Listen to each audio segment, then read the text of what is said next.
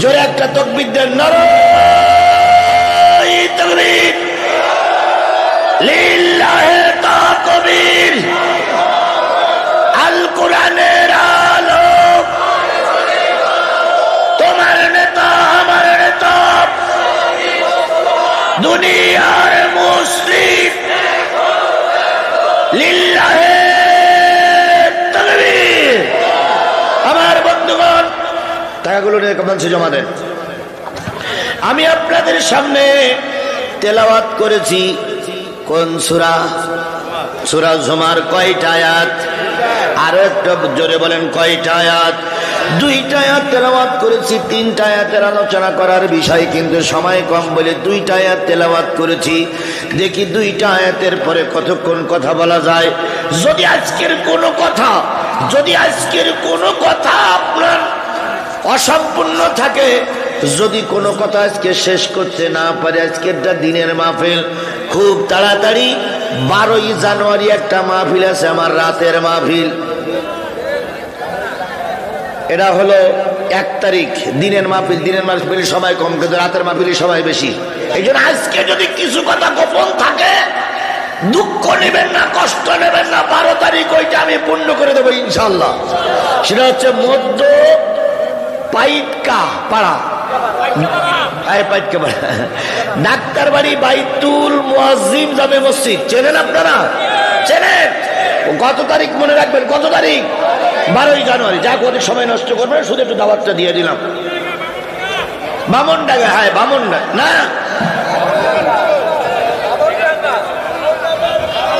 আর এটা নলডাঙ্গা, এটা নলডাঙ্গা, ওটা বামনডাঙ্গা।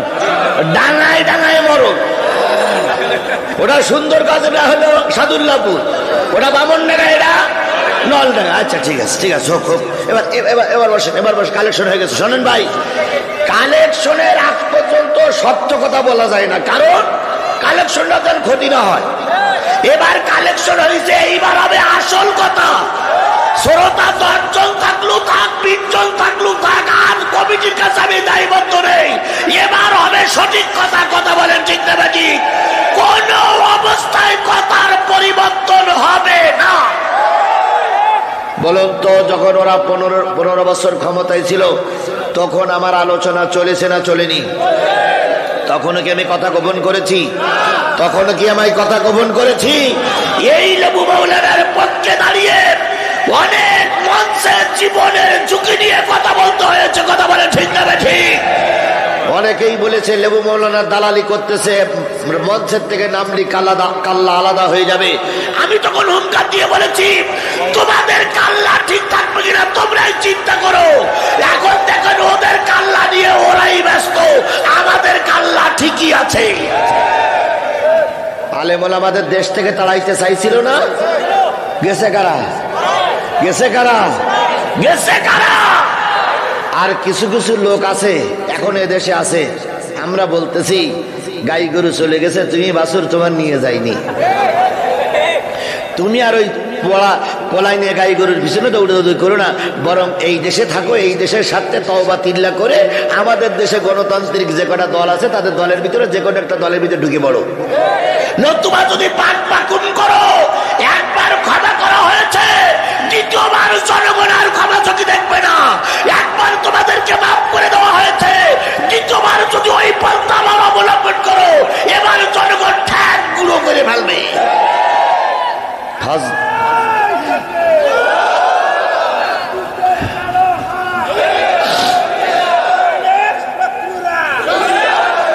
আমরা কিন্তু আমরা কিন্তু ক্ষমায় বিশ্বাসী। কথা বলে ঠিক না ঠিক?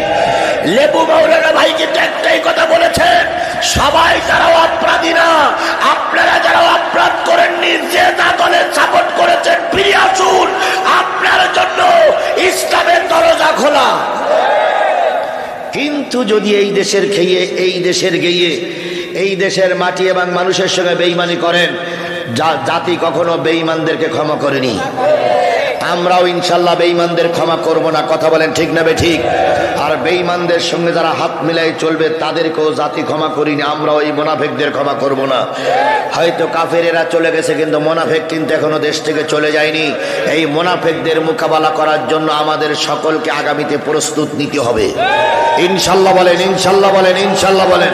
আমার ভাইরা, তাহলে সূরা জুমারের কয়টা আয়াত তেলাওয়াত করেছি? প্রথম আয়াতে চলে যাচ্ছে, আল্লাহ বলতেছেন ওয়াসিকাল্লাযীনা কাফারু ইলা জাহান্নামা যুমারা,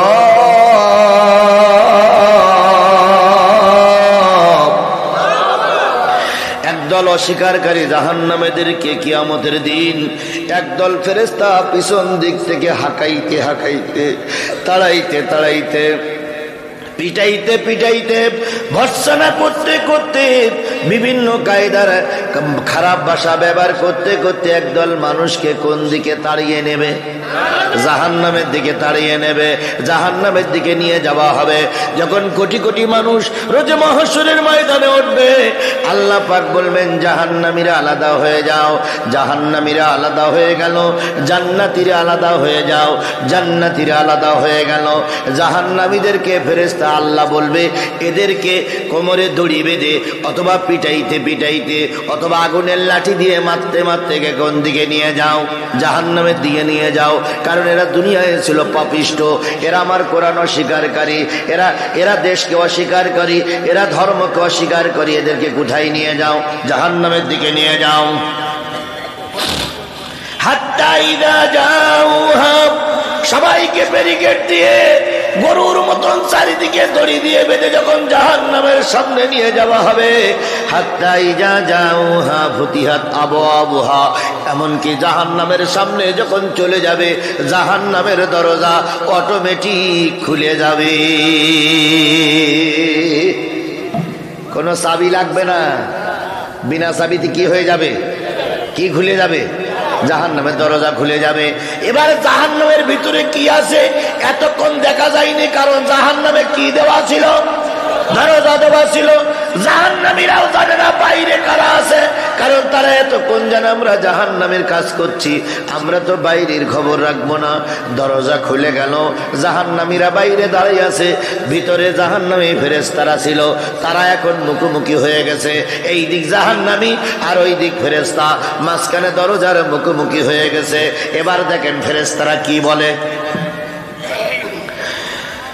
ফুতিহাত আবওয়াবুহা وقال لهم خزنتها, দ্বাররক্ষক ফেরেশতারা জাহান্নামীদের লক্ষ্য করে বলবে, ধরুন এই জাহান্নামে যারা গেছে পলাশবাড়ির 10টা, এই সাদুল্লাহপুরীর 20টা লোক আছে, আর পলার বাড়ির 10টা লোক আছে, গড়ে মোট কয়টা? এখন যাকে আমি চাই না, আমি বোঝানোর জন্য বলতেছি, হয়তো 30টা লোক আছে, কিন্তু পলার বাড়ি সাদুল্লাহপুরীর কোন লোক জাহান্নামে যাক এটাকে আমরা চাই? আমরা চাই সবাই মিলে আমরা কোথায় যাব? জান্নাতে যাব। এখন ধরেন 30টা লোক ওখানে গেল, ফেরেশতা ভিতর থেকে বাহির হলো, ফেরেশতা ভিতর থেকে বাহির হয়ে জাহান্নামী লোকদেরকে বলবে, আলাম ইয়াতিকুম রাসূলুম মিনকুম, এ জাহান্নামীরা, এ পলাশ বাড়ির লোকেরা, এ সাদুল্লাহপুরীর লোকেরা, এ গাইবান্ধার লোকেরা, হে খুলনার লোকেরা, হে সাতক্ষীরার লোকেরা, হে ঢাকার লোকেরা, আমেরিকার লোকেরা, ভারতের লোকেরা জাহান্নামে আসলে কেন? আলাম ইয়াতিকুম রাসূলুম মিনকুম, তোমাদের কাছে কি কোনো রসুল যায়নি? যদি রসুল যেয়ে থেকে তোমরা জাহান্নামে আসলে কেন? 2 নম্বর, ইয়াতলুনা আলাইকুম আয়াতি রাব্বিকুম, এই কোরআন শরীফ তেলাওয়াত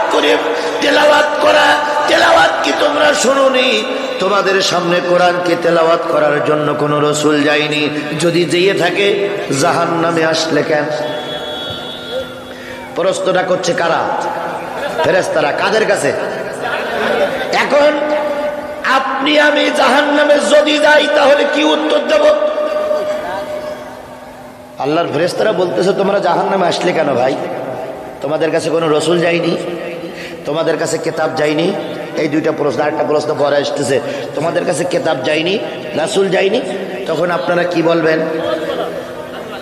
তাই বলবেন তো? তাই বলবেন তো? যে মিথ্যাবাদীর আশ্রয়ে আমরা আছি, এরা ভোট একটা না পড়লো বলে কি 99% ভোট করিস। কত বড় মিথ্যাবাদী। আল্লাহ রাব্বুল আলামিন বলতেছে তোরা যে মিথ্যা কথা বলবি এ কথা আমরা সকলেই জানি, আমি আল্লাহ জানি। ওই জাহান্নামী লোকগুলো বাসার তাকিদে বলবে ফেরেশতা আমাদের কাছে কোন রাসূল যায়নি। আচ্ছা এই কথাটা সত্য না মিথ্যা? অবশ্যই সত্য। এই মঞ্চের থেকে যারা এখানে আছেন রাসূল দেখেছেন কেন? একটা হাত তোলেন তো। তাহলে আপনি কি করে বলবেন যে রাসূল আমার কাছে গেছিল? রসুলকে আমাদের কাছে আমরা কি রসুল দেখেছি? তাহলে ফেরেশতারা যখন বলে তোদের কাছে রসুল যাই নাই, তখন আমরা কাঁদো কাঁদো নয়নে সরিষার তেল চোখের ভিতরে দিয়ে বলবো ও ফেরেশতা আমাদের কাছে রসুল যায়নি। কারণ এখন বাস্তিতে হবে। তখন কি বলবে? রসুল যায়নি। এরপরে কিতাব পড়ে শোনানো হয়নি, তখন নীরব থাকবেন। এবার ফেরেশতারা বলবে ওয়ায়ানজিরুনাকুম লিকা ইয়াউমিকুম হাযা, আজকের দিন সম্পর্কে সতর্ক করার জন্য কোন আলেম ওলামা কি তোমাদের এলাকায় যায়নি? প্রশ্ন কয়টা? 1 নম্বর রসুল যায়নি, 2 নম্বর কিতাব পড়ে শোনায়নি হয়নি, 3 নম্বর তোমাদের এলাকায় এই কোরআনের দাওয়াত দিয়ে কোন আলেম যায়নি। সেদিন কি বলবা সাদুল্লাহপুরীর মুসলমান? যদি বলো যে না আলেম যায়নি, আর আল্লাহ যদি আমাকে ওই জান্নাতের উপরে থাকার তৌফিক দেয়, অথবা তোমাদের পিছনের লাইনেও থাকি, সঙ্গে সঙ্গে ঠাস ঠাস করে বলবো আল্লাহ কোন আলেম না গেলেও আমি এই ডালডাঙ্গায় গিয়েছিলাম, জ্বলন্ত প্রমাণ আমি নিজে।